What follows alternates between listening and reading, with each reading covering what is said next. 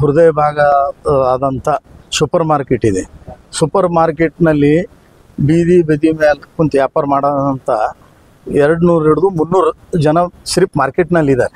ಇಡೀ ಗುಲ್ಬರ್ಗ ಇದ್ದರೂ ಅತಿ 10-12 ಸಾವಿರ ಬೀದಿ ವ್ಯಾಪಾರಿಗಳು ಹೃದಯ ಭಾಗದಂಥ ಗುಲ್ಬರ್ಗದಲ್ಲಿ 200 ಹಿಡಿದು 300 ವ್ಯಾಪಾರಸ್ಥರು.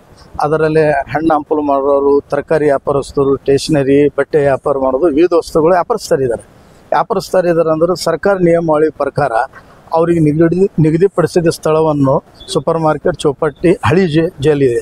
ಅಲ್ಲಿ ಹಳಿ ಜೈಲಿನಲ್ಲಿ ಡಾಕ್ಟರ್ ಶರಣಪ್ರಕಾಶ್ ಅವರು ಉಸ್ತುವಾರಿ ಮಂತ್ರಿ ಇದ್ದಾಗ ಅವರಿಗೆ ಅಲ್ಲಿ ಗುರುತಿಸಿದ್ದಾರೆ. ಅಲ್ಲಿನ ಜಿಲ್ಲಾಧಿಕಾರಿ, ಇಲ್ಲಿನ ಮಹಾನಗರ ಪಾಲಿಕೆ ಆಯುಕ್ತರು ಕೂಡಿ ಶಿಸ್ತಾಗಿ ಇಲ್ಲಿ ವ್ಯಾಪಾರ ಮಾಡಿರಿ ಅಂತ ಮಾಡಿದಕ್ಕೆ ಅಷ್ಟೇ ಕೈ ಬಿಟ್ಟಿದ್ದಕ್ಕೆ ಅಲ್ಲಿಂದ ಸ್ವಚ್ಛಾಲಯ, ನೀರಿನ ವ್ಯವಸ್ಥೆ, ವಿದ್ಯುತ್ತು ಕಂಪ್ಲೀಟ್ ಮಾಡಿ ಮತ್ತು ಮಾಡೋ ಕೆಲಸ ಸಂಪೂರ್ಣ ಮಾಡಿಲ್ಲ. ಅವರು ಕಾಟಾಚಾರಕ್ಕೆ ಅದು ಸ್ಥಳ ತೋರಿಸಿದಾರ, ಜುನಲ್ ಮಾಡ್ತೀನಿ ಅಂತ ಇನ್ನೋರಿಗೆ ಮಾಡಿಲ್ಲ.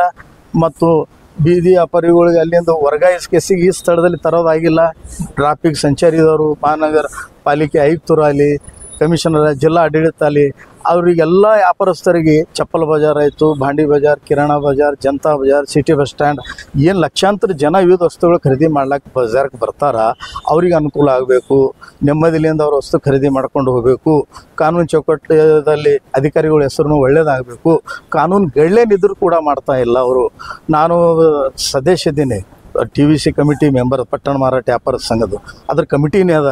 ಇವರು 3 ತಿಂಗಳಿಗೆ, 4 ತಿಂಗಳಿಗೆ, 6 ತಿಂಗಳಿಗೆ ಯಾವಾಗ ವರ್ಷ ಮನ ಬಂದಾಗ ಮೀಟಿಂಗ್ ತೊಗೋತಾರೆ. ಮೀಟಿಂಗ್ ತೊಂದ್ರೆ ಮೀಟಿಂಗ್ದಾಗ ಏನು ನಿರ್ಣಯ ಪಾಸ್ ಆದಂತೂ ನಡೆಯಲ್ಲ. ಅವರು ಮಾಡೋಣ ಜುನಲ್ ಅಂತಾರ, ಅಭಿವೃದ್ಧಿ ಮಾಡಲ್ಲ, ಅಲ್ಲೇ ತಳ ಅಂತದ ಇಡೋರು, ಹಾಗೆ ಹೋಗೋರು. ಅಭಿವೃದ್ಧಿ ಆಗೋದು ಯಾವಾಗ? ಈಗ ದಸರಾ ಹೊಂಟದ, ದೀಪಾವಳಿ ಹಬ್ಬ ಹೊಂಟದ, ಲಕ್ಷಾಂತರ ಜನ ಬರ್ತದ ಮಾರ್ಕೆಟಿಗೆ.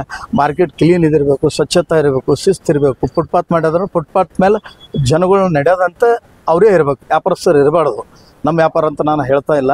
ವ್ಯಾಪಾರಿಗೆ ನಿಗದಿಪಡಿಸಿದ ಸ್ಥಳದಲ್ಲಿ ಎಲ್ಲ ವ್ಯವಸ್ಥೆ ಶಿಸ್ತು ಮಾಡಿಕೊಡ್ರಿ. ಸಂಚಾರಿ ಟ್ರಾಫಿಕ್ ಹೆಚ್ಚಾಗ್ಯದ, ಅದರಲ್ಲಿ ಏನಲ್ಲ ಪ್ಯಾಕೆಟ್ ಪ್ಲೇಯರ್ಗಳು, ಮೊಬೈಲ್ ಆಗೋದು, ಪಿಟ್ ಪ್ಯಾಕೆಟ್ ಆಗೋದು, ರಾಬಡಿ ಆಗೋದು, ಕೆಲವು ಆಕ್ಸಿಡೆಂಟ್ ಆಗೋದು, ಭಾಳಷ್ಟು ಅನಾಹುತ ಆಗ್ತವೆ. ಅನಾಹುತಕ್ಕೆ ಕಾರಣೀಭೂತರು ಯಾರು? ಈ ಕಮಿಷನರ್ ಪೊಲೀಸರು, ಮತ್ತಪ್ಪ ಅಂದ್ರೆ ಮಹಾನಗರ ಪಾಲಿಕೆ ಆಯುಕ್ತರು, ಜಿಲ್ಲಾ ಆಡಳಿತ ಅದಕ್ಕೆ ನಿಗಾ ವಹಿಸಿ ಕೆಳಮಟ್ಟ ಅಧಿಕಾರಿಗೆ ಗೈಡ್ಲೈನ್ ಕೊಡಬೇಕು, ಶಿಸ್ತು ಮಾಡಬೇಕು, ಶಿಸ್ತಾಗಿ ಅನುಕೂಲ ಮಾಡಬೇಕು ಕಾನೂನು ಚೌಕಟ್ಟಿನಲ್ಲಿ. ಮತ್ತು 7 ಜೂನಲ್ಲಿ ಅಂತ ಗುಲ್ಬರ್ಗದಾಗ ಡಿಕ್ಲೇರ್ ಮಾಡ್ಯಾರ. ಶ್ರೀಕಾಂತ್ ಕಟ್ಟಿಮನಿ ಆಯುಕ್ತರು ಇದ್ದಾಗ ಬೆಂಗಳೂರಿನ ಹೋಗಿದ್ರು, ಮೀಟಿಂಗ್ ಮಾಡಿದವರು. ಅದು ಗೈಡ್ಲೈನ್ 14-15ದಾಗ ಬಂದದ, ರಾಜ್ಯದಾಗೆ ಬಂದದ. ಅಂದ್ರೂ ಭೀ ಈ ಸೋರ್ಸ್ ಆಯ್ತು, ಈಗ 9 ವರ್ಷ ಆಯ್ತು, ಇನ್ನೋವರೆಗೂ 1 ಜೂನಲ್ಲಿ ಗುಲ್ಬರ್ಗನಾಗಿಲ್ಲ. ಕಣ್ಣಿ ಮಾರ್ಕೆಟ್ ಮಾಡ್ಲತ್ತಾರ. ಅದು ಕೇರ್ ಮಾರ್ಕೆಟ್ ಇದೆ, ದೊಡ್ಡ ವ್ಯಾಪಾರಸ್ಥರು, ತರಕಾರಿ ಮಾರೋರು. ಇದು ಬೀದಿ ಮೇಲೆ ಕುಂತು ಮಾಡೋರಿಗೆ ಯಾವುದೂ ಆಸರೆ ಸೌಲಭ್ಯ ಇಲ್ಲ.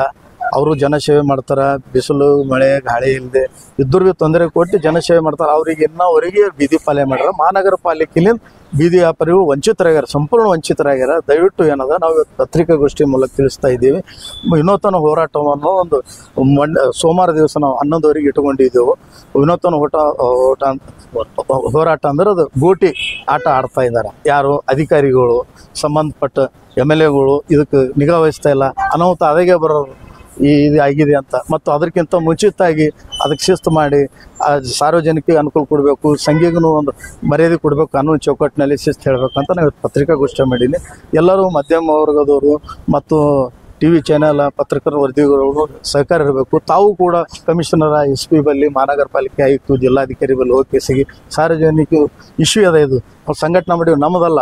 ನಾವು ಎಲ್ಲರ ದೇಶದಿಂದ ನಾವು 100 ಹೋರಾಟ ಮಾಡೀವಿ ಅಂದರೂ ನ್ಯಾಯ ಸಿಕ್ಕಿಲ್ಲ. ನಾವು ಇದು ಭಾಳ ಬೇಸತ್ತಾಗಿ ನಾನು ಇವತ್ತು ಪ್ರೆಸ್ ಮೀಟ್ ಮಾಡ್ತಾಯಿದ್ದೀನಿ. ಇದು ಇವತ್ತಿಗೆ ಮುಗಿಯಲ್ಲ. ಇದು ಅಲ್ಲಿ ವರ್ಗಾಯಿಸೋವರೆಗೂ ನಾನು ಬಿಡಲ್ಲ. ಇದು ದಯವಿಟ್ಟು ತಮ್ಮದು ನಮ್ಮ ಸಹಕಾರ ಪತ್ರಿಕೆ ಮಾಧ್ಯಮದವ್ರದ್ದು ಅಂತ ನಾನು ಇವತ್ತು ನಿಮಗೆ ಬಯಸ್ತಾ ಇದ್ದೀನಿ. ಧನ್ಯವಾದಗಳು. ಇದು ಸೆಡ್ ಆಗಿ 15ದಾಗ ಹಾಕಿರೋ ಸರ್.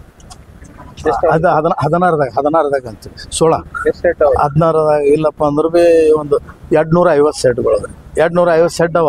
ಅದ್ರ ತಮ್ಮ ದುಡ್ಡಿಲಿಂದೇ ಅವರು ಡಬ್ಬಗಳು ಹಾಕೊಂಡ್ರ. ಮಹಾನಗರ ಪಾಲಿಕೆ ಮಳಿಗೆಗಳು ಕಟ್ಟಿಕೊಡ್ಬೇಕಾಗಿತ್ತು, ಅವರು ಅದು ಕಟ್ಟಿಲ್ಲ ಕೂಡ. ಅಂದರು ಕೆಲವು ಗಟ್ಟಿದ್ದ ವ್ಯಾಪಾರಸ್ಥರು ಅವರು ಡಬ್ಬಿಗಳು ಹಾಕೊಂಡ್ರ. ಅಂದ್ರೆ ಅಲ್ಲಿ ಅನುಕೂಲ ಇಲ್ಲ. ವಿದ್ಯುತ್ ಅನುಕೂಲ, ನೀರಿಂದು, ಶೌಚಾಲಯ, ಅಲ್ಲಿ ಸ್ವಚ್ಛ ಇಲ್ಲ. ಅದು ಮಾಡೋ ಕೆಲಸ ಮಹಾನಗರ ಪಾಲಿಕೆ. ಸಂಚಾರಿ ಪೊಲೀಸರು ಅವ್ರಿಗೆ ಇಲ್ಲಿಂದ ಎತ್ತಂಗಡಿ ಮಾಡಿ ಹೊರಗಡೆ ಮಾಡಿ ಇಲ್ಲಿ ಮಾಡಿದ್ರೆ ಎಷ್ಟೋ ಸಾರ್ವಜನಿಕ ಅನುಕೂಲ ಆಗ್ತದೆ. ಇದು ಒಳ್ಳೆಯ ಇಶ್ಯೂ ಅದ. ಎಲ್ಲರೂ ಸಹಕಾರ ಮಾಡಬೇಕು ಅಂತ ವಿನಂತಿಸ್ತೀನಿ ತಮ್ಮಲ್ಲಿ. ಧನ್ಯವಾದಗಳು.